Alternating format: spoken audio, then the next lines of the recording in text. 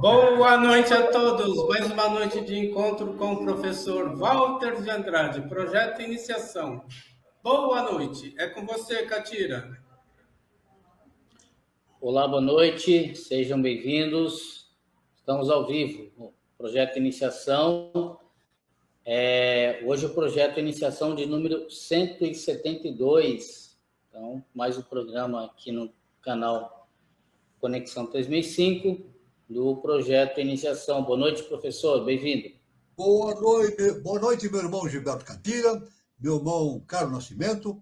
Boa noite a todos os irmãos que estão presentes aqui no nosso encontro semanal, justamente o Projeto Iniciação, né? Damos boas-vindas para todos.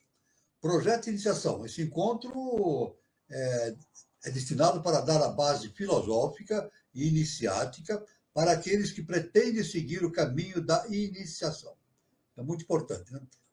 Aqui nós temos a base que nós seguimos, são duas bases fundamentais. Os ensinamentos da mestra Helena Petrovna Blavatsky, fundadora da Sociedade Teosófica, e os ensinamentos do nosso querido professor Henrique José de Souza, fundador da Sociedade Brasileira de Biose. E, evidentemente, nós tratamos também dos ensinamentos dos grandes instrutores da humanidade através dos tempos e das civilizações, né? O objetivo é a síntese do conhecimento a fim de propiciar aos pretendentes ao caminho da iniciação informações e valores importantes para essa finalidade. Outra finalidade do encontro é propiciar a reflexão a respeito do momento evolutivo que a humanidade está passando, está vivenciando nesse início do século XXI, início da era de Aquário, né? Isso é muito importante. Para fazer o projeto mais importante que uma pessoa tem na vida para realizar é o projeto de iniciação. Para realizar esse projeto de iniciação, é necessário que a pessoa se filie a uma escola iniciática. E essa escola iniciática, evidentemente, deve seguir os princípios básicos da ciência iniciática das idades, né? A pessoa pode escolher a escola que mais lhe agradar, né? Mas nós, de nossa parte, nós convidamos que as pessoas venham fazer o seu projeto de iniciação, o projeto de autoconhecimento na Sociedade Brasileira de Biose. A pessoa pode perguntar, como é que eu posso fazer isso? Como é que eu posso entrar em contato com a biose? É muito simples. É só entrar na ferramenta de busca da internet, né?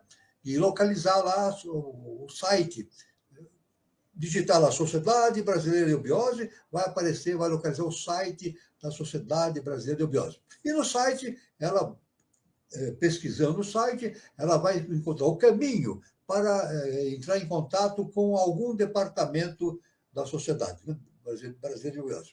Aqui no Brasil tem muitos departamentos, na Europa também, e outros, na Austrália, né, tem outras representações de departamentos, está tudo lá no site, determinado no site, né? Então a pessoa entra em contato a pessoa menciona a cidade em que mora, né? E vai aparecer o departamento da sua cidade ou departamentos próximos da sua cidade ou do seu estado, da sua região. Então a pessoa o que faz? Ali no site vai dar o endereço do departamento, né? Vai dar o e-mail, o site, etc. A pessoa entra em contato com o departamento e programa o início da sua caminhada pela iniciação, né? É claro que esse ano já não dá mais, estamos já em agosto, vai começar setembro, né? Então já estamos na parte final, né, do segundo semestre, e em dezembro termina as aulas, né, para reiniciar depois em janeiro novamente. O início da iniciação na eubiose dá-se através de um grau, chamado grau iniciático, o peregrino. A pessoa faz um grau, primeiro grau peregrino, depois faz mais 4 graus, totalizando 5. 5 graus. Fazendo esses 5 graus, a pessoa, então, tem o direito de tornar-se membro efetivo da Sociedade Brasileira de Biose. Então, ela pode participar de reuniões internas e externas, palestras internas e externas, reuniões de todas as atividades, participar das ritualísticas, também isso é muito importante, e mais do que nunca, é importante, ela tenha a possibilidade, né, e o direito de ler as revelações do nosso querido mestre, professor Henrique José de Souza, que são milhares e milhares de páginas. Todos os departamentos têm essas revelações e a pessoa pode entrar em contato, né, com essas revelações através de leitura. Né? Muito bem. É claro que é importante que a pessoa faça o curso da eubiose de forma presencial. É isso.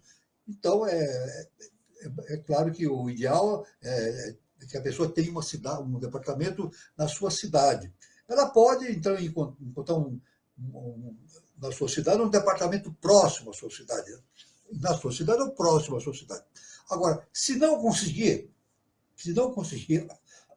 localizar um departamento que haja possibilidade dela entrar em contato com o departamento, então existe justamente o EAD, o ensino à distância. Então ela pode entrar em contato com o departamento e ela passa a receber os ensinamentos através da internet, né, de forma digital. Então está essas duas possibilidades. Ou o curso presencial ou o EAD, ensino à distância. Tudo isso deve ser determinado através do contato que a pessoa faz com o departamento. Isso aí, já início de janeiro de 2026, já se pode fazer esse contato. Agora, é claro que a pessoa não vai ficar parada nesse tempo. Ela pode assistir nos nossos encontros. Na terça-feira, nós também temos encontro, toda terça-feira, encontros com irmãos que fazem palestras, né? E outras atividades também, né? E na internet nós temos aí disponíveis aquelas palestras que nós já realizamos, né? Tanto no sábado ou na terça-feira, a pessoa vai estudando. Né? Além disso, ela pode entrar em contato na internet e achar lá o Dharana, né? Tem um site lá que contém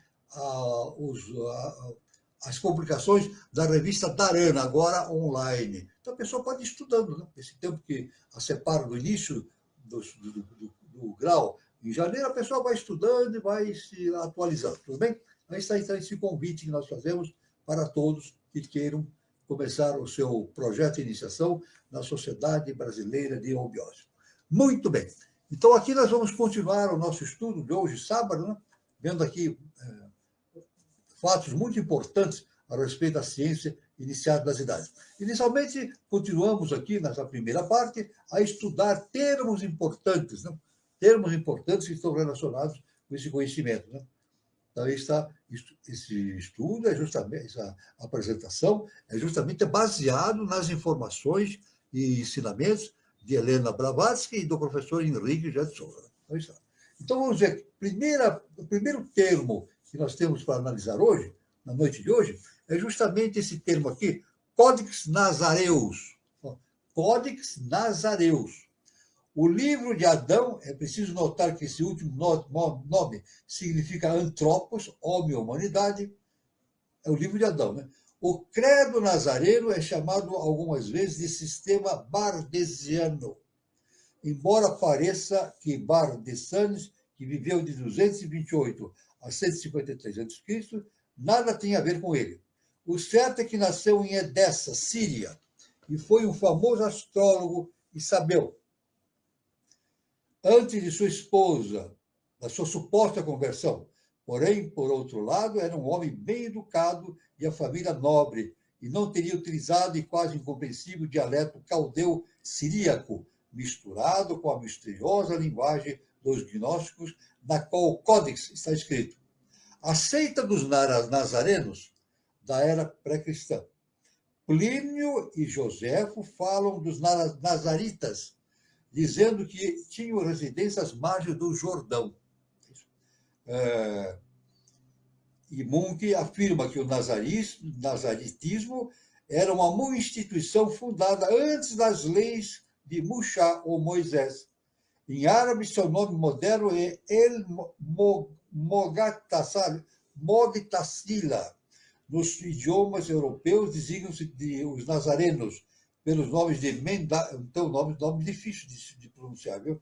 Mendaitas, mendarenos ou mendeanos ou cristãos de São João. Porém, Se a palavra batista pode ser bem aplicada aos mesmos, não o é com o significado cristão, pois enquanto eles eram e ainda são sabeus e astrolatras, puros, os mendaitas da Síria, chamados galileus, são politeístas puros, como pode comprovar qualquer viajante na Síria e no Eufrates, uma vez informado de seus misteriosos ritos e cerimônias. Desde o princípio, conservaram suas crenças tão secretas que Epifânio, um ser de conhecimento, de autoconhecimento na antiguidade, que escreveu contra as heresias do século XIV, confessa-se incapaz de dizer aos que acreditavam os nazarenos e limita-se a consignar que estes não mencionam nunca o nome de Jesus e nem se titulam cristãos na obra citada. Né?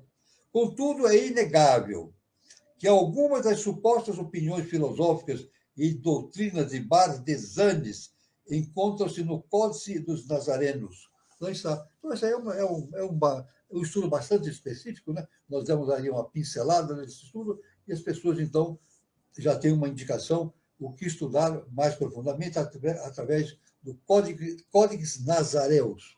Muito bem. Vamos ver aqui, Colégio dos Rabinos. Colégio dos Rabinos. Era um colégio da Babilônia, muito famoso durante os primeiros séculos do cristianismo, Colégio dos Rabinos. Sua fama, contudo, foi muito obscurecida pela aparição dos mestres helênicos em Alexandria, tais como Filon, o judeu, Joséfo, Aristóbulo e outros. Os primeiros vingaram-se de seus afortunados rivais, qualificando os alexandrinos de teurgos e profetas impuros. Porém, os alexandrinos, crentes na taumaturgia, não eram considerados como pecadores ou impostores, quando os judeus ortodoxos encontravam-se no topo de tais escolas Hazim. Esses eram colégios que ensinavam profecias e ciências ocultas. Colégio dos Rabinos, né? Samuel era chefe de um desses colégios, em Ramá. Eliseu em Jericó. Hilel tinha uma academia regular para profetas e videntes. E o próprio Hillel, discípulo dos colégios babilônicos, foi o fundador da seita dos fariseus e dos grandes rabinos ortodoxos. E a gente vê que na antiguidade já tinha essas grandes instituições, né, que cuidavam de fazer seus estudos a respeito desses conhecimentos iniciáticos e difundir esses conhecimentos através das suas pregações e ensinamentos. Né? Muito bem. Vamos aí. Vamos adiante, então. Vamos ver aqui. Vamos ver aqui. Vamos ver aqui um termo que a gente vê de maneira bastante objetiva, né? Corpo. É o nosso corpo, né? Pode ser o nosso corpo. Então, vamos definir o que seja corpo, de maneira iniciática. Né? Corpo vem de alquimia, outro nome dos metais.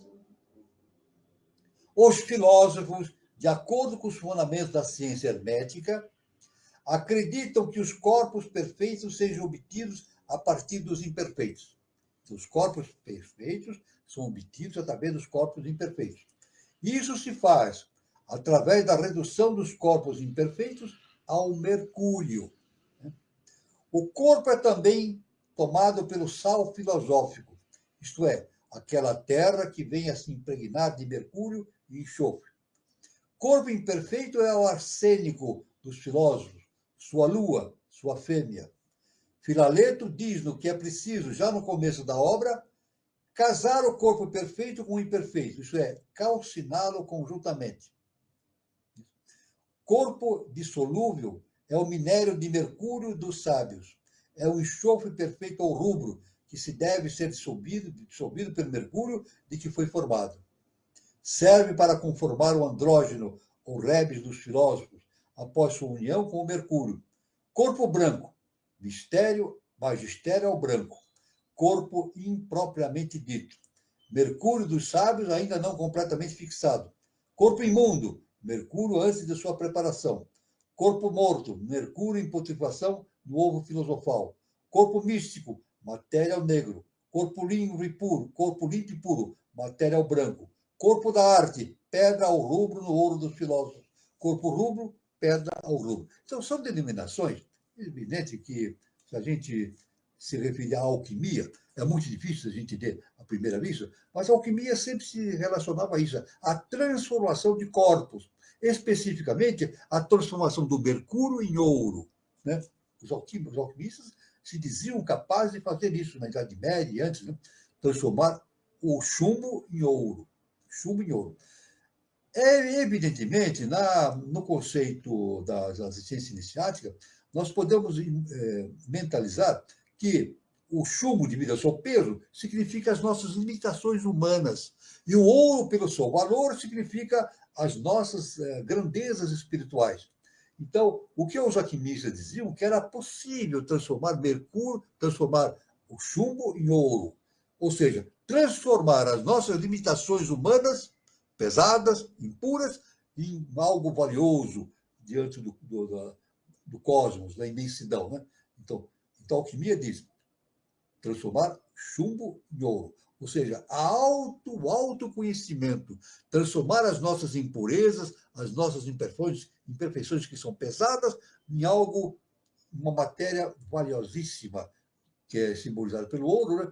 Relacionado às grandes qualidades das perfeições universais. Então está aí uma coisa muito importante, né? Por esse estudo do corpo. Imediatamente, então, a gente vê que nós temos vários corpos, né? Nós somos centenários, né? Nós temos um corpo físico denso, temos um corpo vital, um corpo astral, um corpo mental inferior, um mental superior, um corpo búdico e um corpo que é o Cristo interno, né? Manas. Então, são 7 corpos. Esses 7 corpos se interpenetram. Então, tem vibrações específicas. Então, podemos estudar a cada um desses corpos de maneira específica, né? Começando pelo corpo astral, ou duplo astral. Sombra ou contraparte etérea do homem ou do animal.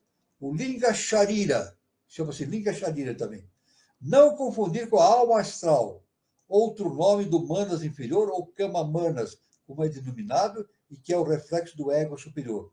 O corpo astral constitui a ponte de comunicação entre a alma e o corpo. Aí está, então. Né? Então, justamente, corpo astral é justamente o nosso duplo, esse corpo astral de maneira mais fluida, né? Mas que constitui de matéria astral. Né? Aí tem o corpo búdico também, né? Veículo formado pelo agrupamento de matéria do plano búdico, em virtude das vibrações do eu superior. É chamado muito propriamente de corpo da bem-aventurança, corpo búdico, o corpo da intuição. Né? Depois temos aqui, na tríade superior, nós temos o corpo búdico e no vértice paralelo do triângulo, nós temos o corpo causal. Olha só, vamos definir o corpo causal. Né? Este corpo causal, que na realidade não é corpo algum, nem objetivo, nem subjetivo, mas Budi, alma espiritual, é assim denominado por ser causa direta do estado de Sushupti, que conduz ao Turiya, o mais alto estado de Samadhi. Ou seja, o estado de Samadhi é o estado superior de entendimento. Né? Os yogis que praticam Taraka Raja Yoga dão-lhe o nome de Karanopudi, a base da causa. E no sistema vedantino corresponde o Vijnamayana, ou Anandamayana Kosha, sendo de se notar que esse último princípio segue imediatamente o Atman, e é, portanto, o veículo do Espírito Universal. O Budi, por si só, não poderia ser chamado de corpo causal, porém chega a ser em união com Manas, o ego ou entidade que se reencarna. Assim, pois, denomina-se o corpo causal ao conjunto de Budi e Manas, ou seja, o quinto e sexto princípios unidos. E é assim chamado porque recolhe dentro de si os resultados de todas as experiências, as quais, trabalhando como causas, moldam nas vidas futuras.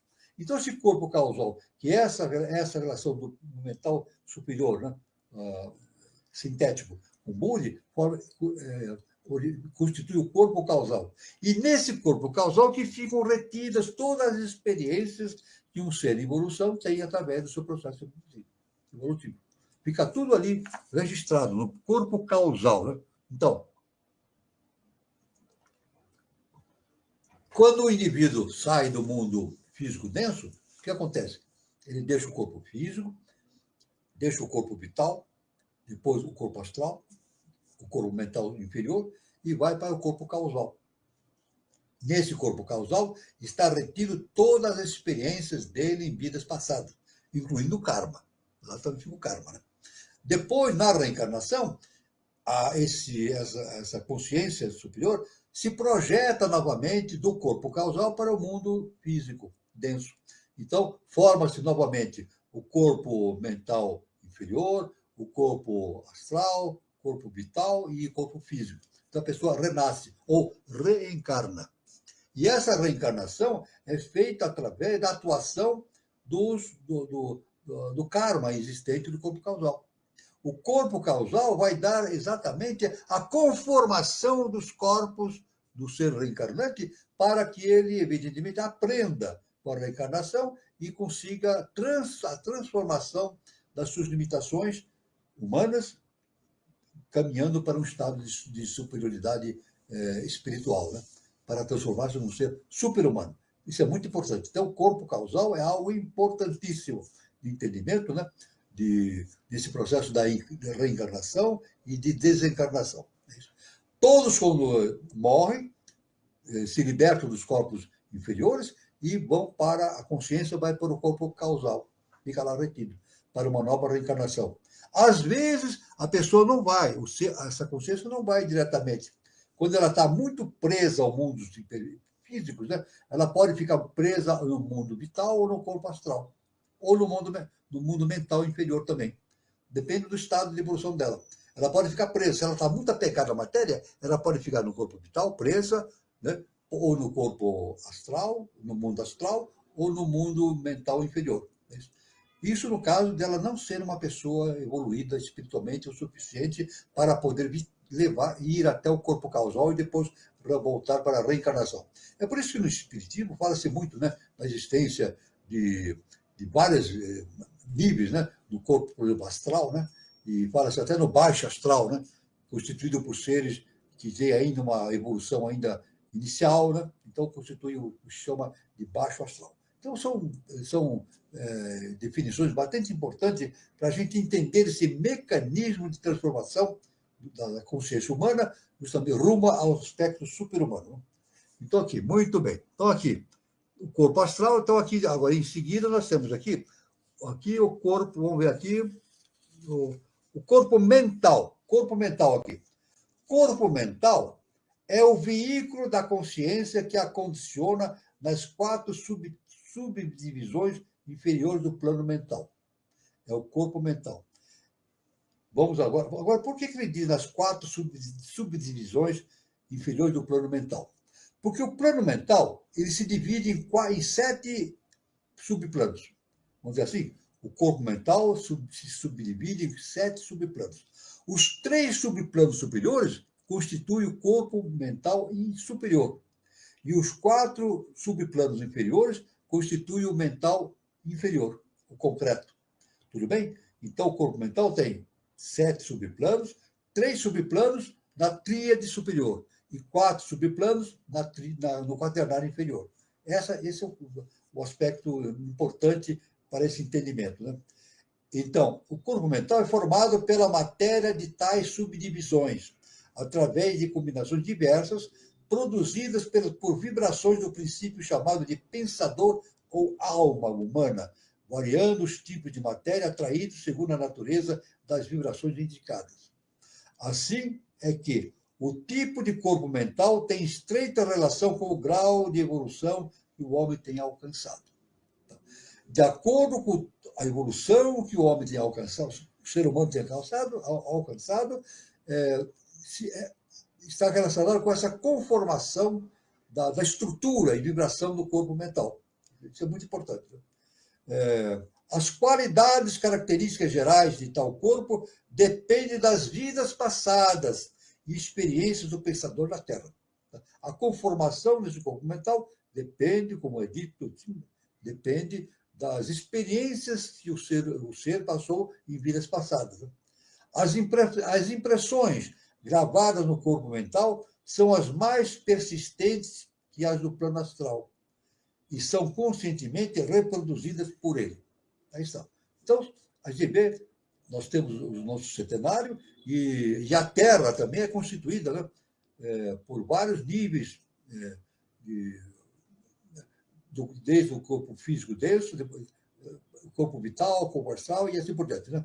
E no desencarne, se a consciência desencarnante não vai para o mundo do corpo causal, ela fica perambulando, fica presa nesses planos inferiores. Pode ser o vital, o astral e assim por diante. Né? Então, isso é muito importante, esse entendimento. Então, nós temos a nossa vida física aqui, e interpenetrando essa vida física, nós temos uma vida no corpo vital, no plano vital, uma outra vida no plano astral e assim por diante. Verdade? Então, nós temos uma terra física e 7 terras interpenetrando essa nossa terra física.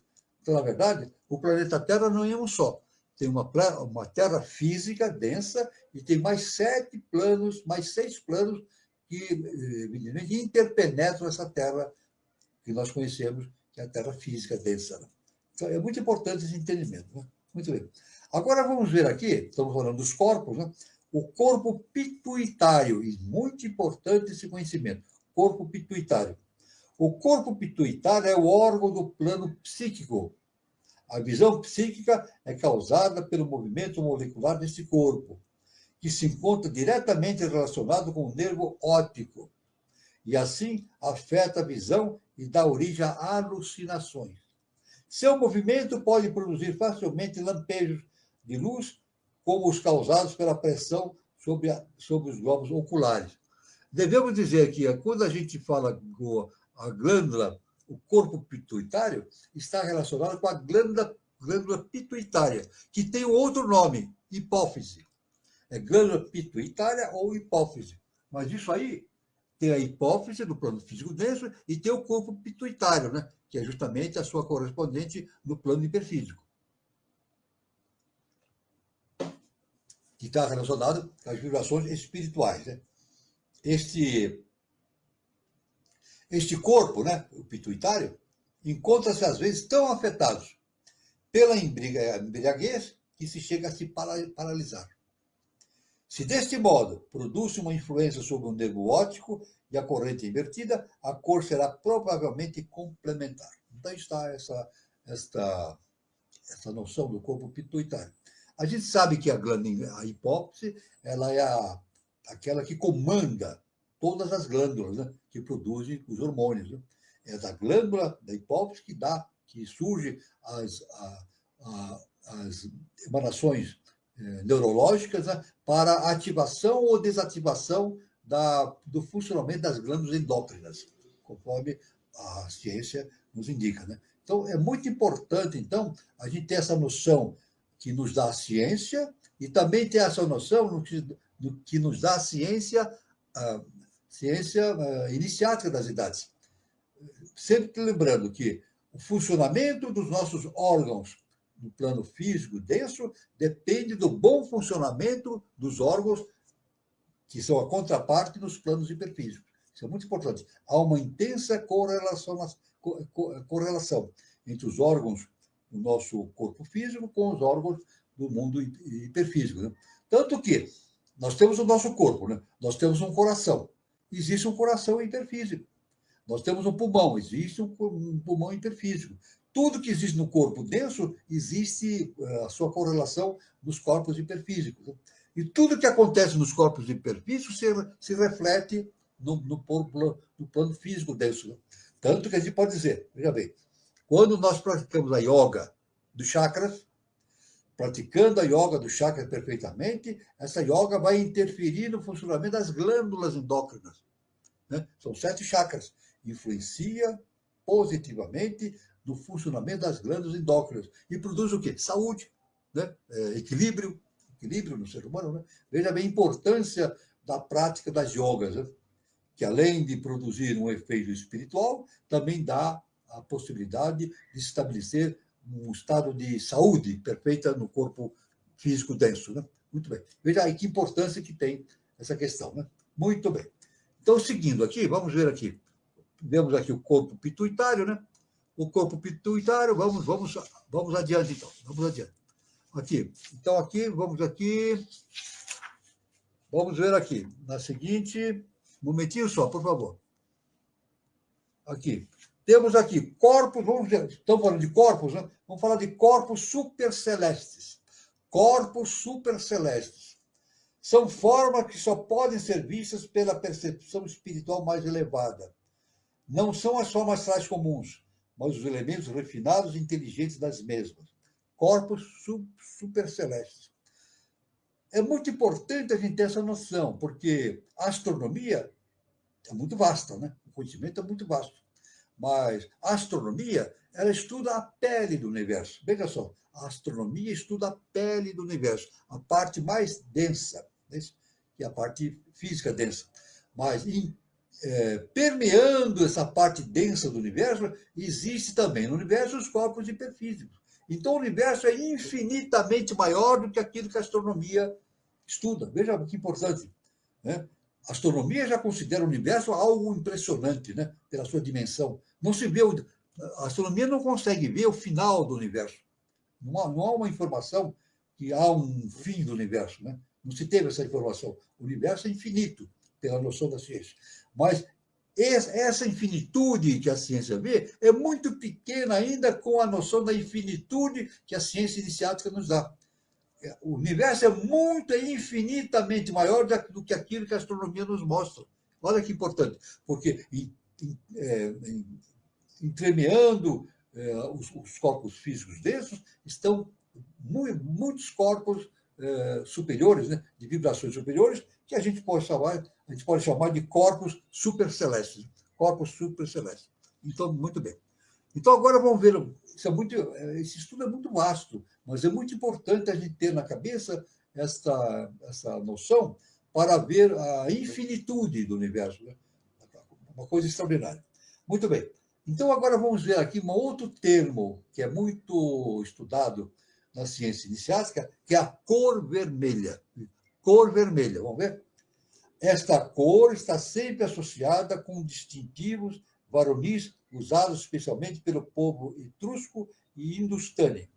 Em hebraico é Adão, palavra equivalente à terra e primeiro homem. Parece que quase todos os mitos representam o primeiro homem perfeito na cor branca. A mesma palavra sem inicial é a, Dan, ou Den, que significa sangue, também de cor vermelha. A cor do quarto princípio do homem, Kama, local dos desejos, é vermelha. Através dessa mesma cor, acostuma-se representar igualmente a qualidade passional, Rajas, justamente a cor vermelha. Enquanto as duas qualidades, Sattva e Tamas, são designadas, respectivamente, pelas cores branca e negra. Muito bem. Então, a gente vê, são os gunas, né? Rajas, Tamas e Sattva. Né?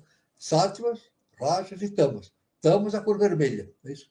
Raja, a cor azul. E Sattva, a cor amarela. Então, são as três cores básicas do universo, né? O amarelo, o azul e o vermelho. A gente sabe que, na antiguidade, os pintores eles faziam as suas próprias tintas. Eles faziam as tintas. Hoje, os pintores não, eles compram as tintas numa loja, né? num produtor de tintas, já vem tudo pronto. Mas, antigamente, não. Então, os pintores, antigamente, tinham essa noção cósmica que a mistura dessas três cores, o amarelo, o azul e o vermelho, dá origem a todas as outras cores. Olha que importante. Essas três cores fundamentais do universo, Sattva, Rajas e Tamas, correspondente ao amarelo, o azul e o vermelho, dá origem a todas as outras cores. Veja só que importante isso, né? Isso é básico no entendimento desse princípio trino existente no universo. Né? Então, a cor vermelha, justamente, representado por tamas, que é a qualidade de vibração mais baixa, né? O nível de vibração mais baixo de todos esses níveis, né? Muito bom. Então, aqui, vamos ver aqui, cor vermelha. Aqui, vamos ver aqui novamente, aqui, uma nova... Vamos falar aqui, na ciência iniciática, fala-se muito em cosmocratores. Vamos guardar essa palavra? Cosmocratores. Quando a gente ouve falar essa palavra, tanto na ciência iniciática da HPB, de Helena Blavatsky ou do professor, a gente pode entender cosmocratores, que vem do grego, construtores do universo, os arquitetos do mundo, ou seja, as forças criadoras personificadas, são os cosmocratores. O universo nosso é formado por seres de hierarquia superior, né? Existe o Deus, nós aqui, dentro do nosso campo de entendimento, nós chamamos de o imanifestado. Esse manifestado projeta de si as suas energias, e essas energias são trazidas para o mundo mais denso pelos cosmocratores. Tudo que existe no mundo objetivo é formado por essências divinas, né? Por hierarquias superiores. Então, aí, esses seres que constroem o universo são chamados de cosmocratores. Muito bem. Então, aí nós temos aqui a divisão de cosmos. Como podemos entender essa palavra cosmos, né? Cosmo vem do latim cosmos, o mundo, o universo e o conjunto ordenado de todas as coisas criadas. Na doutrina secreta, Blavatsky usa o termo cosmos, aplicando-o unicamente ao cosmo visível, isto é, ao nosso sistema solar, enquanto a palavra cosmos, com K, é empregada para designar a manifestação mavantárica ou manuantárica como um todo, o cosmo universal, do qual faz parte do nosso sistema planetário. Então, aí é uma questão de utilização dessas letras, né? Quando a gente fala cosmo, segundo a HPB, cosmo significa o nosso sistema solar. Quando se fala cosmo com K, significa o cosmo infinito, né? Então, é uma questão de uma nomenclatura muito entendida, muito seguida por aqueles que ensinam, né? A ciência iniciática das idades, provinda dos conhecimentos trazidos pela Helena Blavatsky e pelo nosso mestre, professor Henrique de Souza. É claro que conhecimentos estão aí circulando pela Terra desde tempos imemoráveis, né? Milhões de anos atrás, né? Através das várias civilizações, né? Muito bem. Aí se nós falamos em cosmos, nós temos a ideia da criação. Bem, a ideia da criação, do processo de criação desse cosmos, né? Então, criação. Sendo a matéria incriada, eterna e indestrutível, por mais que as suas formas sejam cambiantes e passageiras, a teosofia sustenta, de acordo com o antigo apótema, que do nada nada sai, que o mundo não foi feito do nada, e que, portanto, não é uma criação no verdadeiro sentido da palavra, mas uma emanação da natureza material da divindade, e que nessa mesma natureza material se resolve quando o mundo chega ao seu fim. É claro que nós não podemos. A gente vê a teoria da explosão do Big Bang, né? No início, admitia-se essa ideia impossível, né? De que de um ponto quase matemático no universo surgiu as galáxias e tudo, né? Então, a gente podia pensar assim, então, do nada vem tudo? Não. Iniciaticamente, podemos dizer assim, que o tudo não vem do nada. O tudo vem do tudo, né? Isso é evidente, né? E o cosmos vem do imanifestado, né? O que nós vemos na nossa frente, através dos microscópios e dos telescópios, é justamente a natureza projetada desse cosmos imanifestado, do mundo manifestado, que é ilusório. Ilusão ou maia, né?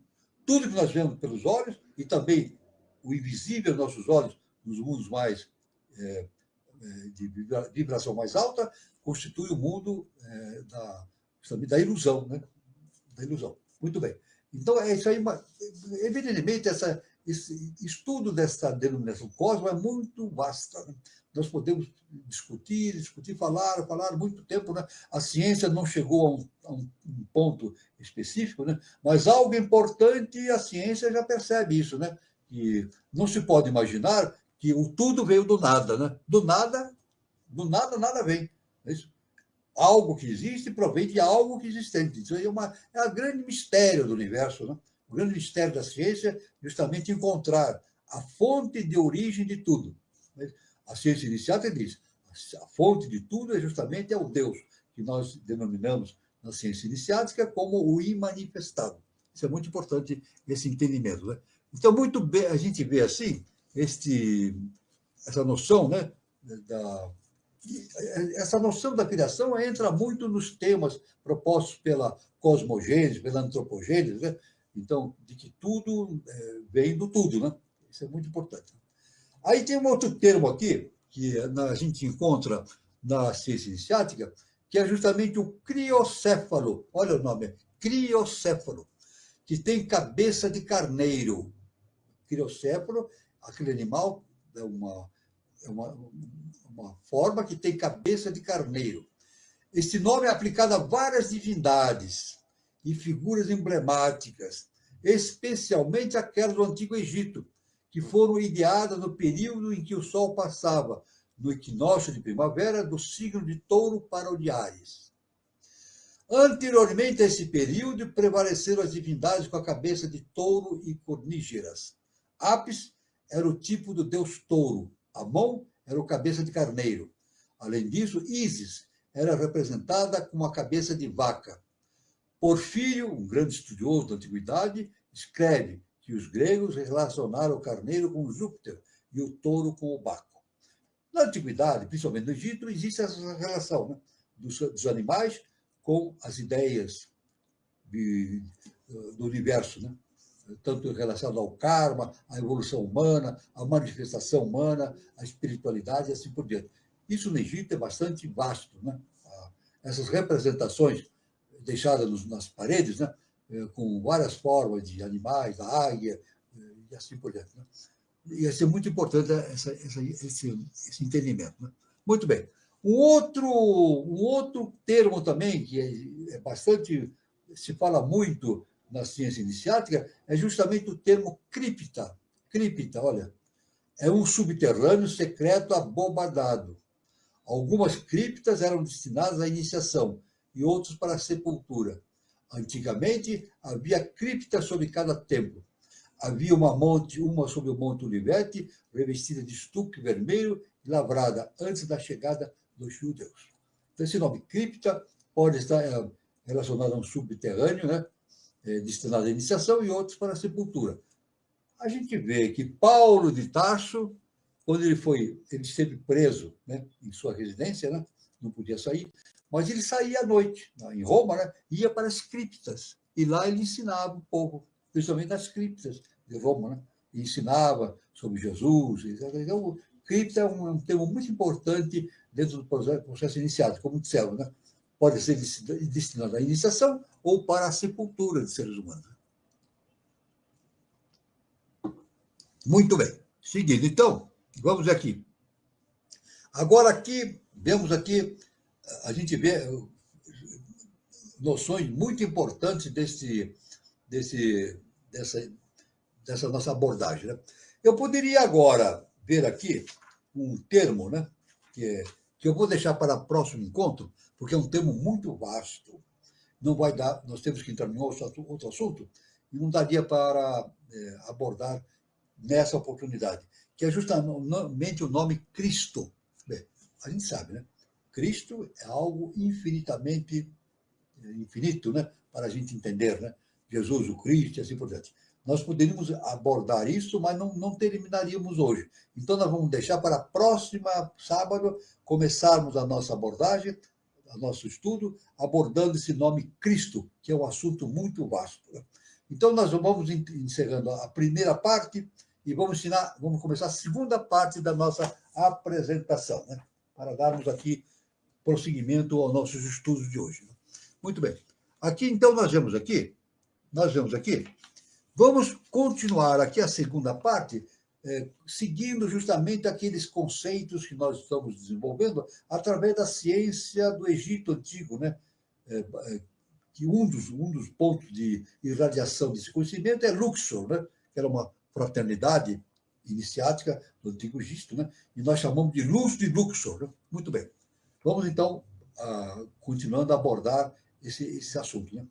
Em seu caminho à perfeição, o homem, se bem que de tempos em tempos fosse necessário mudar o seu manto carnal, ao passar por várias experiências de vida na Terra, poderia continuar a usar esse manto carnal em perfeita forma juvenil e de beleza, enquanto fosse preciso realizar seu objetivo. E quando, no final de cada vida terrena, a emanação de vida houvesse terminado seu compromisso, então despojaria esse manto de carne em perfeito estado e seria absorvida, quem absorve a presença divina do Eu Sou, toda a vida e luz do sistema nervoso. Então, esse é o processo, de maneira mais simples, da reencarnação. A reencarnação é um processo destinado a produzir a transformação do ser humano rumo à perfeição celestial, né? Como Jesus falou, né? Estamos caminhando para a casa do Pai. Se não houver reencarnação, não há evolução. Né? Toda a evolução do ser humano deve ser feita num processo de reencarnação. Ninguém pode, por exemplo, tornar-se um adepto ou iniciado, ou iluminado, no plano hiperfísico. Não há possibilidade. Ele tem que assumir um corpo físico e aí realizar a sua transformação. Ou seja, realizar a superação dos seus limites. Superar os seus limites. O limite mais denso, mais forte que nós temos é justamente quando nós estamos incorporados num corpo físico denso. Né? Aí estamos sujeitos à nossa personalidade. Então, através da reencarnação, nós temos a possibilidade de exercitarmos a nossa capacidade de superação das nossas limitações, através da reencarnação. Né? Muito bem. Então, aqui, muito bem. Seguindo. Então, e quando no final de cada vida terrena a emanação de vida houvesse terminado seu compromisso, então despojaria esse manto de carne, como dissemos, em perfeito estado, e seria absorvida toda a vida e luz do sistema nervoso, de toda célula e átomo que ainda estivessem intactos. O restante da estrutura seria entregue à chama do fogo purificador, e a parte integrante, seus elementos, seria dissolvida. Então, o caminho ao fogo purificador. Deficiência da visão, pouca audição, retardamento no desenvolvimento espiritual, assim como qualquer sintoma de paralisia, para aqueles que são predispostos para isso, enfim, todas as doenças têm como causa a falta de luz. Isso nós já dissemos, né? Na semana passada, nós dissemos, né? Que os nossos problemas de saúde e de problemas de corpo denso, né? É relacionado com a nossa limitação espiritual. Né? Aí está relacionado com o falso entendimento que nós temos a respeito da nossa estrutura interna e também o karma. Né? Então, e dissemos também que, em vista disso, conforme a humanidade for evoluindo, isso está acontecendo no terceiro milênio, a humanidade vai se libertando dos seus sofrimentos físicos densos, ou seja, justamente das doenças. Né? Das doenças. E assim, é como Jesus falava, né? Quando Jesus curava uma pessoa, ele curava e dizia assim, vai e não peques mais. Ele dizia isso. Para todo ser que ele curava, ele falava assim, vai e não peques mais.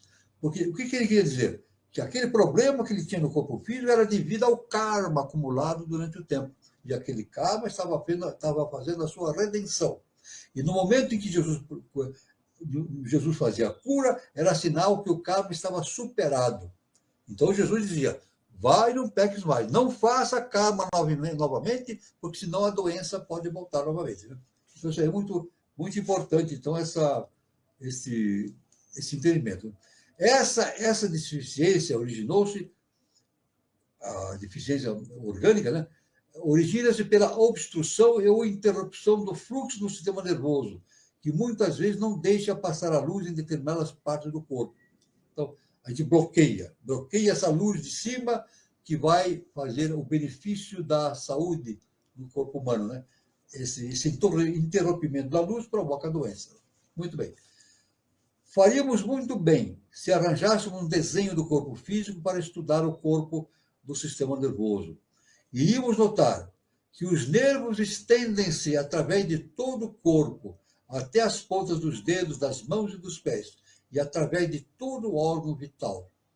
Esses traços finíssimos, semelhantes a fios de cabelo, e muitos outros que não é possível desenhar, estão ligados entre si ao feixe principal. Quando qualquer parte do nosso corpo apresenta sintomas de cansaço ou doença, podemos, dessa maneira e com a mais facilidade, identificar no sistema nervoso a parte que foi afetada. Está ligado? Todo o problema está ligado com o sistema nervoso. Né?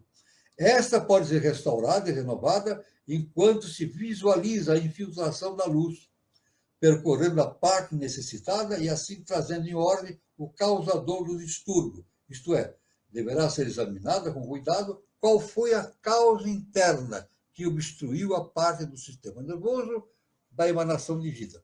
Isso é muito, muito importante, esse entendimento. Né? Pelo apelo sincero, a nossa própria presença divina, que isso está relacionado com o profundo silêncio que a gente pode realizar dentro de nós, essa presença divina irá revelar qual a situação ou caráter dos nossos corpos mental, emocional e etérico, e quais deles são os responsáveis pelo dano causado. Isso é muito importante, esse entendimento.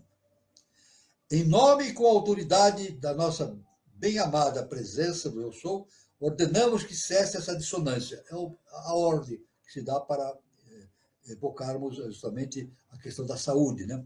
Ela é apenas o impulso da vibração, que se assemelha ao troar do barulho tumultuoso de um povo destruidor. Ordenamos que cessem no nosso corpo e no nosso corpo global a humanidade semelhantes desarmonias.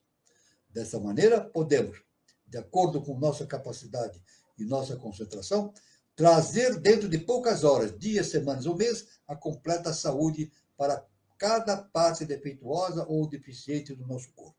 Isso é muito importante, então. Então, aí tenho aqui na nossa pesquisa uma meditação para curas. Né? Veja só, uma meditação que a gente mentaliza para a cura. Né?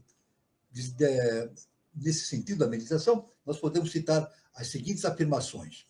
Em meu coração expande-se agora a chama trina do Eu Sou. Ela preenche meu coração, meu cérebro e minhas mãos, com sua essência de cura. Sua alegre irradiação preenche agora cada parte de meu ser com a substância do coração divino. Permaneço em completo silêncio e espreito o meu ser interno. Deixai-me perceber os raios do Mestre e sentir como se efetua a minha cura. Imploro perdão pelas causas e pelas faltas que pratiquei. Vivo sempre na luz e canto o hino da vitória. Isso aí justamente é uma meditação para essas curas, do qual o ser humano eleva-se acima do seu plano vibratório e passa, é evidente, a trazer para si a redenção dos seus karmas e pode alcançar também a solução dos seus problemas de saúde. Né? Isso é muito importante. Né?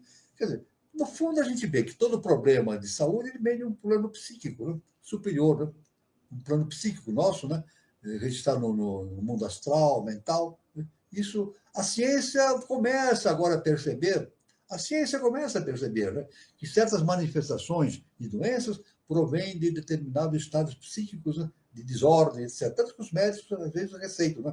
Determinadas substâncias, né? Para haver um abrandamento dos processos de desordem mental que produzem as diversas doenças. A ciência está cada vez mais penetrando nesse conhecimento, percebendo que as causas da desordem orgânica densa não é simplesmente uma desordem orgânica, mas sim está relacionado com processos dos mundos hiperfísicos, né? Ou seja, no corpo vital, no corpo astral, no corpo mental. Isso é importante. Então nós temos a noção do nascimento e morte, né? Através da evolução, nascimento e morte. Quando pedem para falar sobre o tema nascimento e morte, nós podemos ser alertados pelo conselho kármico, que nós, humanos, compreenderíamos de imediato as portas do céu, com impetuoso pedido, tentando livrar os espíritos da necessidade de aceitar novamente outro corpo físico e dar a liberdade para que possam terminar a sua evolução no reino interno. O conselho kármico deseja que nos seja dado um esclarecimento a fim de que possamos compreender algo sobre a dificuldade de concessão ao pedido de clemência que apresentamos. Pede também que estejamos preparados com a perfeita compreensão sobre a garantia de tamanha petição e bênção para livrar as emanações da vida da inevitabilidade de reencarnação. Por um lado, parece haver certa consonância em pedirmos para a humanidade a isenção da sua reencarnação. Mas, de outro lado, provocamos sobre nós mesmos e sobre os seres do divino reino interno, e esses seres devem receber um cuidado especial através de ensino e educação capaz de guiá-los e libertá-los. Quer dizer, a reencarnação é, como vemos por essa maneira de se referir com relação aos mundos superiores a respeito da saúde, a reencarnação é inevitável para quem vai evoluir. É necessário reencarnar para evoluir. Agora, quando o indivíduo se reencarna, ele traz uma carga kármica, e no seu processo de investimento na sua roupa carnal, né, ele traz essas emanações kármicas, né, e que vai refletir em efeitos danosos para a sua saúde. Né? Mas é importante que, através da meditação e através da transformação interna do autoconhecimento, a pessoa vá transformando o seu karma, a sua condição espiritual, para atingir no futuro a libertação de todo o processo de limitação com relação às doenças e também a libertação com relação à sua própria personalidade. Ou seja, quando o indivíduo torna-se um adepto, ele torna-se um ser super-humano. E depois, sendo super-humano, ele continua evoluindo para se tornar um ser subdivino e finalmente divino, como Jesus nos falou, né? A volta à casa do Pai. Isso é muito importante. Então, nós gostaríamos de chamar a atenção, mais uma vez, sobre o seguinte: toda emanação de vida, desde a queda do homem, gerou uma certa quantidade de karma destrutivo. Olha aí, tá vendo? Como esse karma atua em vários reinos, é importante saber qual dos corpos, dos quatro inferiores, foi o principal delinquente. O corpo físico, por meio de atos de violência, agressões diárias, assassínios, idênticos atos de monstruosidade, solta turbilhões de energia vital na substância elemental do mundo físico. Uma parte dessa substância permanece na vida elemental desse mundo, até que o indivíduo que a gerou possa recebê-la de volta em uma vida futura. Quer dizer, a ação e a reação. Tudo aquilo que nós fazemos acaba voltando para nós mesmos. Tudo aquilo que nós praticamos acaba voltando para nós mesmos. Se nós emitimos amor, o amor se reflete em nós. Se emitimos atos impuros, essa impureza volta também para nos tolher a nossa liberdade. Então, isso é muito importante. Né? Uma parte dessa substância permanece na vida elemental desse mundo, até que o indivíduo que a gerou possa recebê-la de volta em vida futura, como falamos. Né? Isso se processa de acordo com as antigas leis ocultas, por meio de sofrimentos e doenças. Muito bem?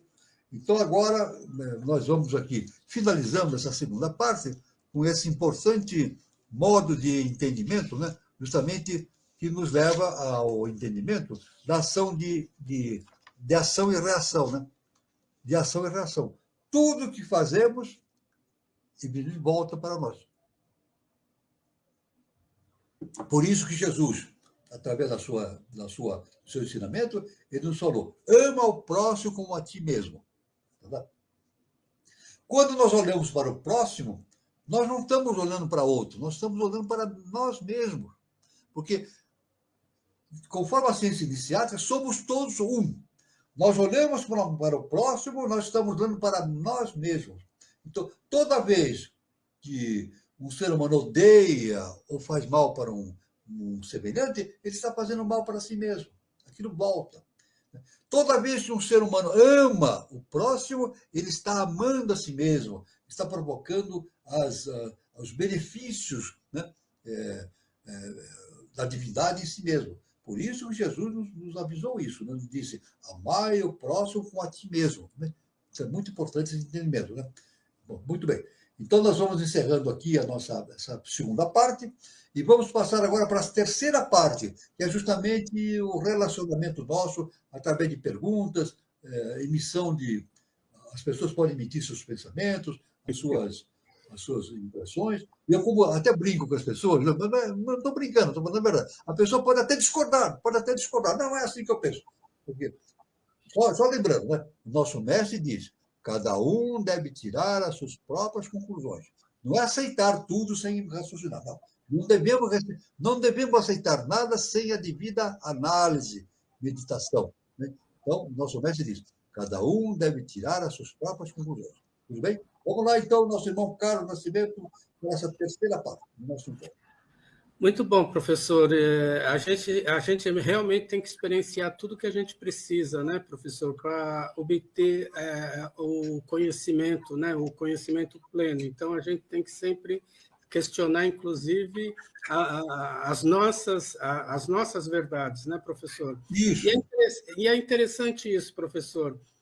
Tudo que a gente faz, tudo que a gente manda para o outro, para o universo, volta para a gente. E eu não sei como até hoje as pessoas não perceberam isso, né, professor? Exatamente, as pessoas não percebem isso. As pessoas imaginam que tudo fica restrito às suas manifestações, às suas ações. Mas não é assim. As ações da pessoa permanecem dentro da sua consciência. Né? Se ela age corretamente, aquilo influencia de maneira positiva a sua constituição espiritual. Se ela age de maneira negativa, aquilo vai influenciar negativamente. Né? Então, é por isso que o povo diz assim, o feitiço vira contra o feiticeiro, não é isso? É sempre. O feitiço, a pessoa, se qualquer pessoa emite algo, aquilo bate numa barreira, se ela está dirigindo isso para um ser de elevada estrutura espiritual, aquilo bate e volta para ele com a mesma força. Então, isso é o princípio da causa e reação. Muito bom. Gilberto, você tem alguma colocação para fazer? Muito bem. Temos bastante manifestações aqui no chat.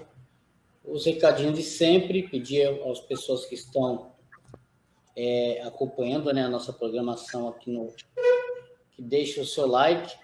É importante que deixe o like no vídeo, porque o YouTube, aqui a plataforma, ele distribui, né, ele envia para mais pessoas, para mais usuários da plataforma que estão online nesse momento, a nossa transmissão, né? Existe uma recomendação.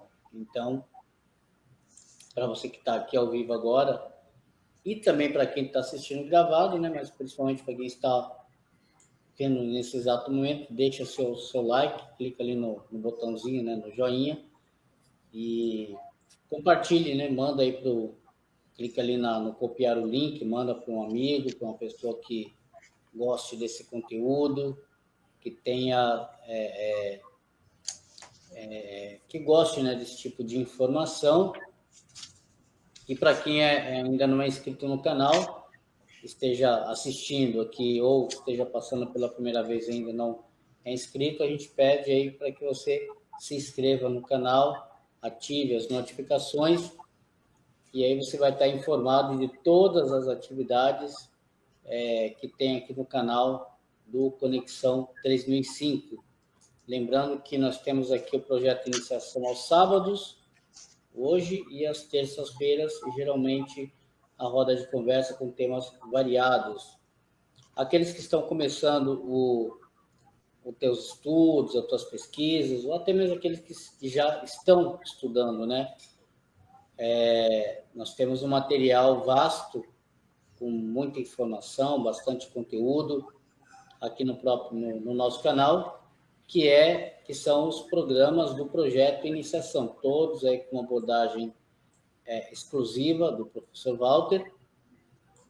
Hoje é o programa de 172, então temos bastante informação, muito conteúdo, e ele serve muito como base de introdução, de estudos, de conhecimento, para todo mundo, tanto para quem está começando é ótimo, porque você vai se familiarizar com a linguagem, vai entender um pouco daquilo que se aprende, né, nesses estudos de iniciação, em especial na eubiose, como o professor Walter indica, aí, sempre no nosso programa, e para aqueles que já estão estudando também, a gente aqui que já passou por essa etapa aí da fase inicial, a cada programa a gente tem um aprendizado novo, então vale para todo mundo. Então fica aí a nossa dica, né?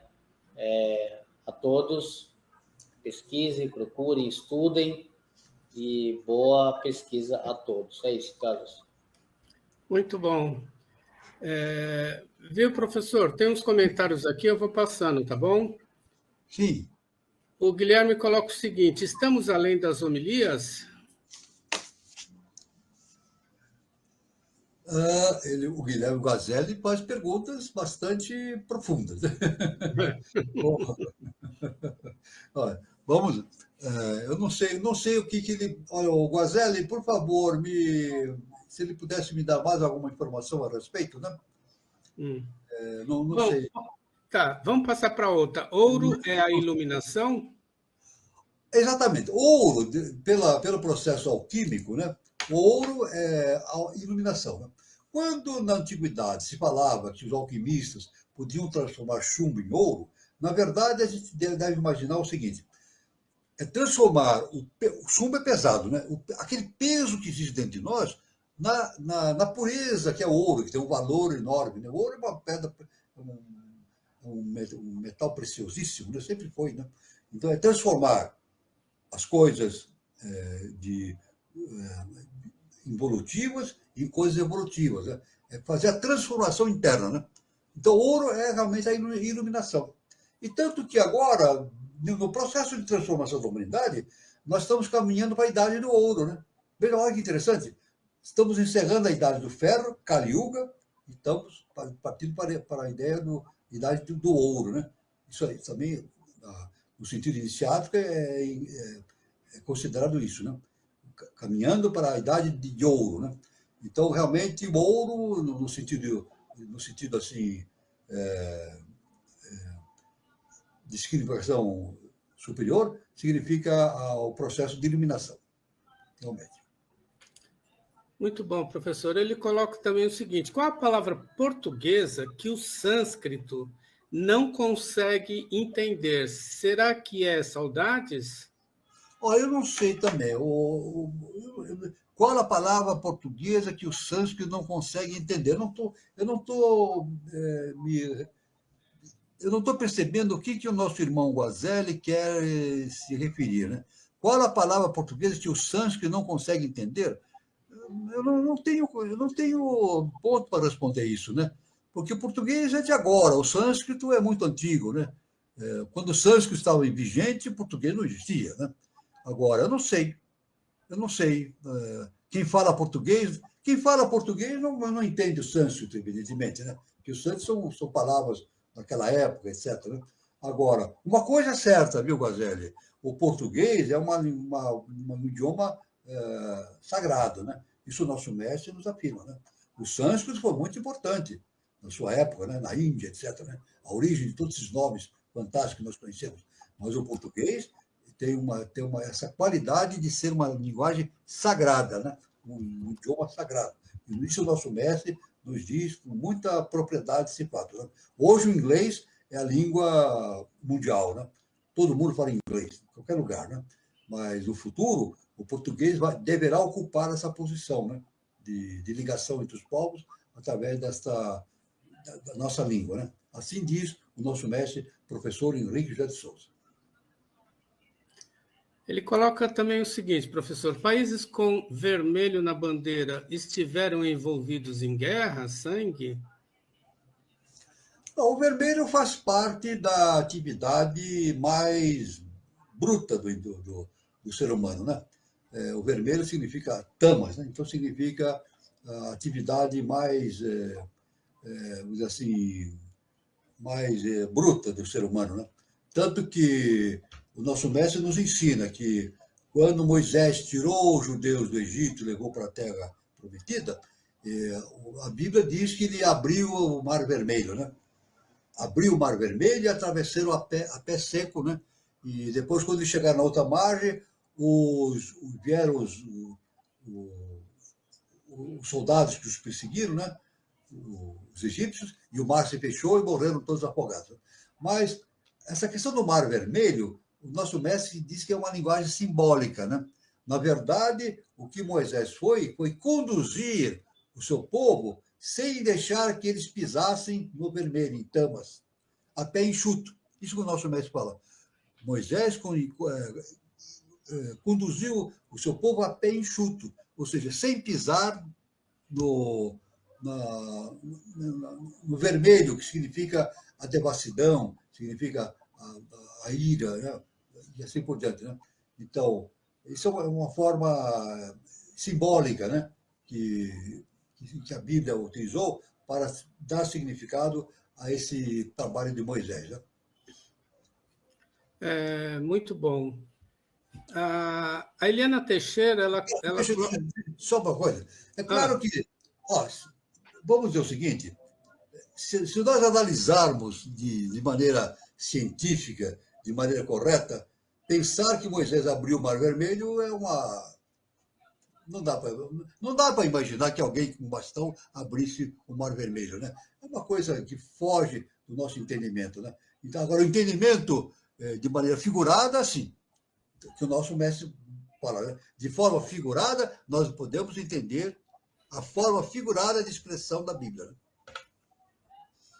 Muito bom, professor. Pois não, vamos ver. Deixa eu ver aqui. A Eliana Teixeira, ela coloca o seguinte, ó. Existem planos fora dos nossos conhecimentos, mas quando lhes aplicamos o princípio da correspondência, chegamos a compreender muita coisa que, de outro modo, nos seria impossível compreender. Eu acho que ela até continua, professor. Esse princípio é a de aplicação e manifestação universal nos diversos planos do universo, material, mental e espiritual. É uma lei universal. Basicamente, viu, Eliana Teixeira, a explicação disso tudo que você está falando é o estado vibratório. Qual é a diferença que existe entre um ser iluminado e um ser não iluminado? É o processo vibratório.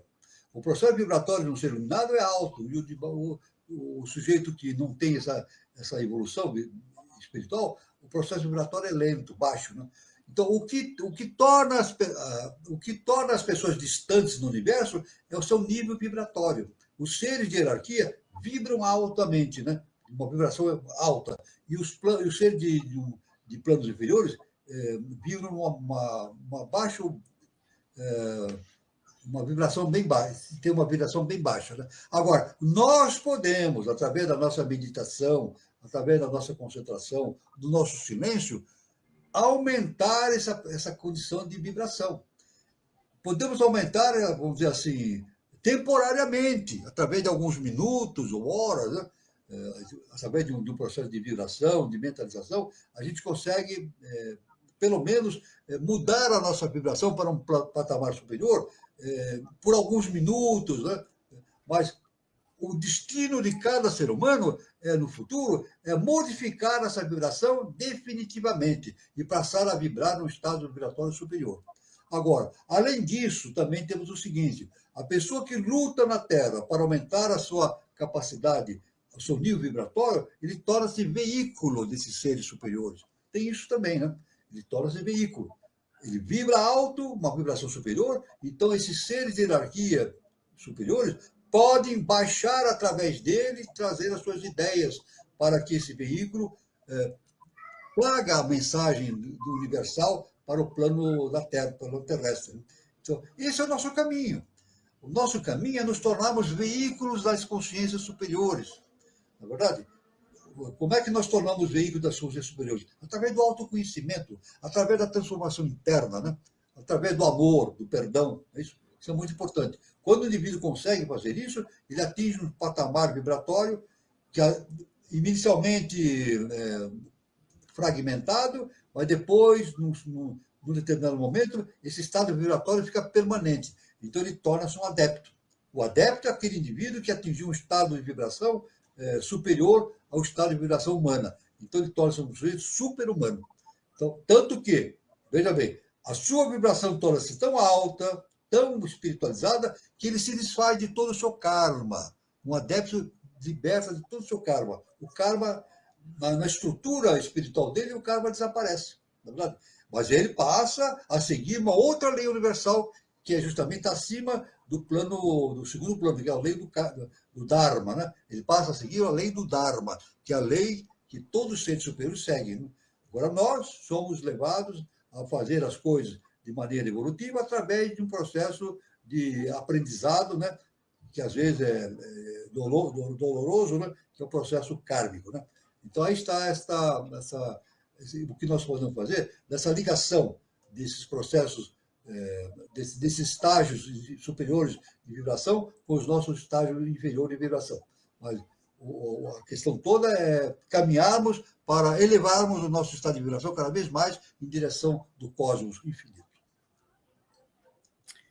Muito bom, professor. Ela coloca o seguinte: os antigos hermetistas consideravam este princípio como um dos mais importantes instrumentos mental, por meio do qual o homem pode ver além dos obstáculos que encobrem a vista, o desconhecido. Os antigos hermetistas consideravam esse princípio. Qual é o princípio que ela está se referindo? É esse princípio aqui, professor, o princípio da correspondência. Tudo bem, está certo. O princípio da correspondência. Então, se analisamos o princípio da correspondência, nós temos que estabelecer essa correspondência entre o nosso estágio vibratório com o estágio superior de vibração. Tanto que aqui nós estamos vivendo a era de Maitreya, né? A era de Maitreya, né? A era do Avatar Maitreya. Qual é a nossa função hoje? É nos tornarmos vibratoriamente cada vez mais elevados para que esse princípio de correspondência haja, né? Pelo princípio hermético, nós temos o quarto princípio, temos o princípio de correspondência, né? O que está embaixo é como aquilo que está em cima. Não é igual. O que está embaixo não é igual ao que está em cima. É semelhante. Então, semelhante. O de cima vibra numa vibração superior. O de baixo vibra numa vibração inferior, com menor vibração. Mas o processo do autoconhecimento, da transformação interna, nos possibilita aumentarmos esse estado de vibração cada vez mais, a ponto de nos tornarmos veículos desses seres superiores. Isso é muito importante, né? Muito bom, professor. A Bárbara Feitosa, ela coloca o seguinte: isso é livro? Qual livro? Ela se refere ao quê? Eu acho que tudo que o senhor fala, professor, o senhor se baseia na... O que eu falo, eu vou falando de várias fontes, de vários princípios, não é exatamente um livro, não é um livro. Através do meu estudo, da minha pesquisa, eu vou relacionando vários pontos de reflexão, né, e fazendo uma síntese, né?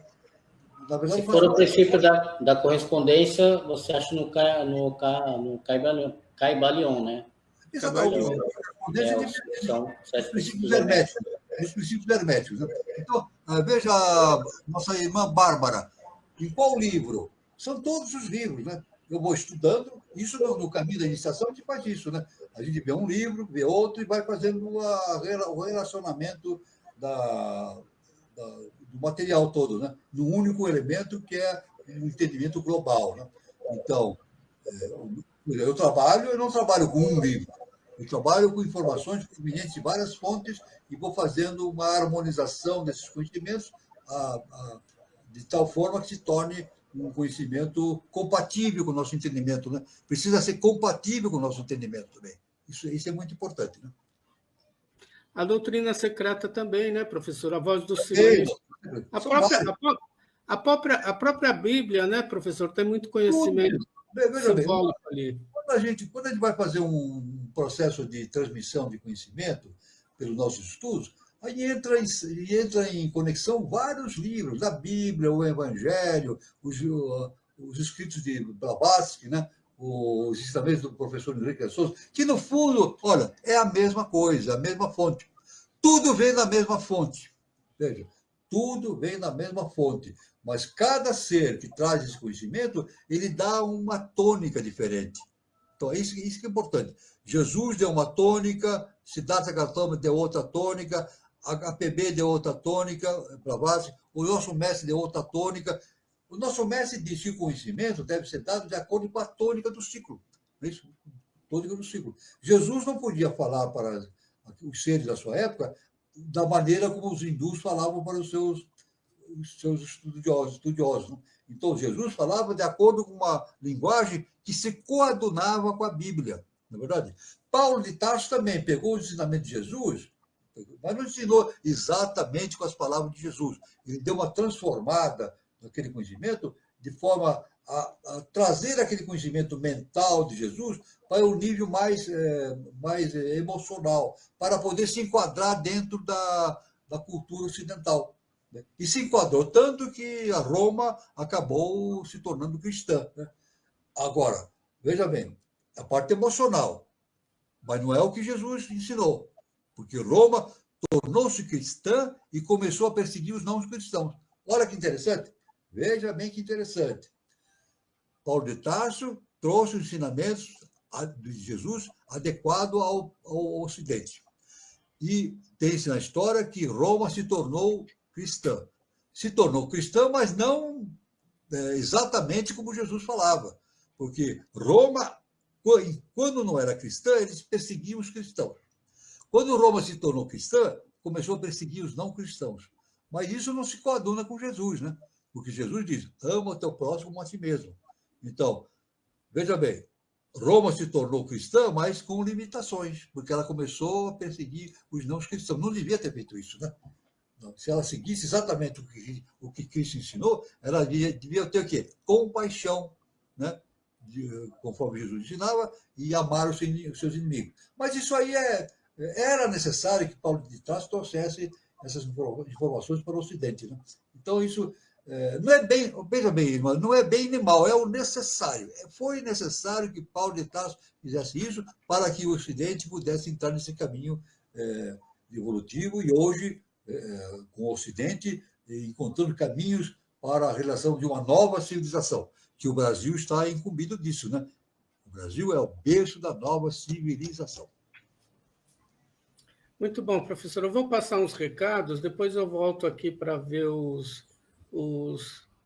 as perguntas. Eu queria falar sobre o Espaço Shakti Nova Era, tá? Que é um centro de terapias holísticas, Espaço Shakti Nova Era. Sua matriz fica na cidade de São Lourenço Sul de Minas Gerais. Quem estiver passando por São Lourenço, faça uma visita. O endereço está aí, é Praça Helena Jefferson de Souza 38, anexo 1, São Lourenço, Minas Gerais. Para mais informações, tem o telefone via WhatsApp, prefixo de São Lourenço é 35, e o número é 997566874. Endereço no Instagram, @ShaktiNovaEra. Lembrando que tem filial no Departamento da Eubiose de Brasília e 2 endereços em São Paulo, no Departamento da Eubiose de Santana e no Departamento do Sumaré. Então, eu queria alertar que nessa próxima terça-feira nós não teremos roda de conversa, a gente só volta no dia 2 de setembro. É que terça-feira é aniversário da venerável Selene Jefferson de Souza, né? Então a gente vai estar prestigiando a venerável Selene Jefferson de Souza, terça-feira, dia 26 agora de agosto. Então a gente volta com a nossa roda de conversa no dia 2 de setembro, terça-feira, no mesmo horário, às 20h40, que vai ter como tema segurança no trânsito. A palestrante é Maria Alice Nascimento, diretora de segurança no CETRAN, né? Ex-diretora geral da Polícia Rodoviária Federal, e ela vai falar sobre que estamos, né, no mês da mobilidade urbana, Vamos abordar a segurança no trânsito, as suas implicações na segurança pública, na mobilidade e na economia. Cada um de nós desempenha um papel crucial na garantia da segurança viária.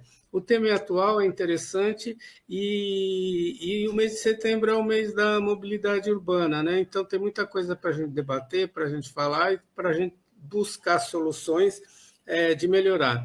Os mediadores serão Daniela Troncoso e Sidney Augusto. Então, terça-feira agora, dia 26 de agosto, não temos, é o aniversário da venerável Selene Jefferson de Souza, e a gente volta, então, no dia 2 de setembro, no mesmo horário, às 20h40. E todo sábado estaremos aqui, né? Projeto de Iniciação com o professor Walter Teixeira de Andrade. Todo sábado, às 20h40, sempre no mesmo horário, e seus colunas, Gilberto Catira e Carlos Nascimento. Bom, deixa eu ver se tem mais pergunta, professor. Bom, não tem pergunta, professor. Eu queria colocar o seguinte: a gente vive, né, professor, numa dinâmica, todo mundo está sentindo que o planeta está numa dinâmica diferente, as coisas estão passando muito rápido, tudo muito rápido. E nessa questão, né, de você fazer o bem ao próximo ou não fazer, eu acho que o retorno está vindo muito imediato, porque a gente está fechando um ciclo, né, professor? E tudo tem que ficar mais ou menos resolvido de uma maneira mais imediata. O senhor também sente isso? Também. Olha, eu devo dizer o seguinte, olha, nós nunca passamos por uma situação semelhante na Terra. Não. Nós tivemos transformações. Na Lemúria, a Lemúria foi indo, a Lemúria sofreu destruição pelo fogo, a Atlântida foi evoluindo e tal, sofreu destruição pelas águas. Né? As civilizações todas levantaram-se e subiram, né? O Egito, a Índia, a Roma, etc. Né? Mas o que nós estamos passando hoje se encaixa perfeitamente naquilo que Jesus nos ensinou. Né? É o fim o pessoal entende, todo mundo entende como fim dos tempos, mas não é fim dos tempos, é fim do ciclo. Fim de um ciclo. Né? Tanto que os discípulos pretendiam que Jesus explicasse o que seria o fim dos tempos. Está no Evangelho, isso está no Evangelho. Jesus disse o seguinte: fim dos tempos, nem os anjos sabem quando será, somente o Pai. O Pai sabe quando será o fim dos tempos. Agora, fim de ciclo, não, ele já falava isso. E esse nosso fim de ciclo, justamente, é a separação do joio do trigo. Isso o HPB fala, Blavatsky fala, modernamente, o professor Henrique José de Souza fala isso, separação do joio do trigo. Na verdade, devemos dizer que o trabalho da raça ariana não será em vão. Veja bem, muitos dizem assim, a raça lemuriana vai desaparecer como desapareceu a Atlântida, a Lemúria. Não, a raça ariana vai chegar na nova civilização. Isso o professor nos disse. Isso. O professor nos disse. Olha, isso aí, como eu disse para a nossa irmã, né, eu não sigo um livro, eu sigo várias correntes, né, que se encaixam dentro de um conceito universal. Né? O nosso professor disse o seguinte: quem não estiver preparado para a nova civilização não fica mais na Terra, será levado para globos obscuros, como ele falou. Né? Ou seja, para globos primitivos que se encontram no estado da caverna. Mas não é que a lei vai punir, a lei vai dar oportunidade para que esses seres se redimam, evoluam e cheguem ao Pai Celestial no futuro. Né? Então, o nosso ciclo agora é irreversível. A raça ariana vai chegar na nova geração, mas será uma elite da raça ariana, veja bem. É sempre assim, uma elite da raça ariana chegará na nova geração. Quem chegará, não se sabe. Ninguém sabe quem chegará, né? É Deus que sabe. É a lei que vai saber quem vai e quem não vai. Mas, no fim, todos chegarão na casa deles, no final, né? Todos terão a oportunidade de evoluir e atingir o conhecimento cósmico pleno e universal. Muito bom, professor. Chegamos no nosso horário, não tem mais perguntas, né? Então, eu queria agradecer primeiramente o professor Walter pelo conhecimento trazido hoje, né? E hoje é lua nova, né, professor? Né? Então, hoje tem nova, dia de rituais, né? Na eubiose. E eu gostaria também de agradecer, né, o pessoal que nos prestigiou, a Ana Cristina de Araújo, que está sempre prestigiando o professor Walter, prestigiando a gente aqui o programa, por mais esse encontro abençoado, para todos nós. Obrigado, Ana. E eu queria agradecer todo esse pessoal que prestigia, desejar a todos um bom finalzinho de sábado, né, um bom domingo, e até o nosso próximo encontro sábado que vem. Boa noite a todos. É com você, Catira. Isso aí, Carlos. Um bom finalzinho de sábado para todo mundo, bom descanso, né? Aqueles que vão descansar, e bom divertimento àqueles que vão se divertir, né? Afinal de contas, é sábado, né?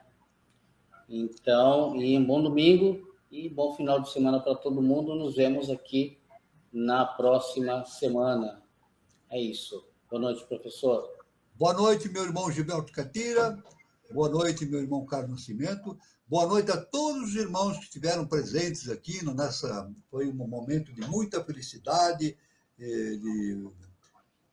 estávamos todos reunidos aqui. E no dia 30 estaremos aqui novamente para uma nova reunião, né? Então, luz, paz e amor para todos, e fiquem todos com Deus.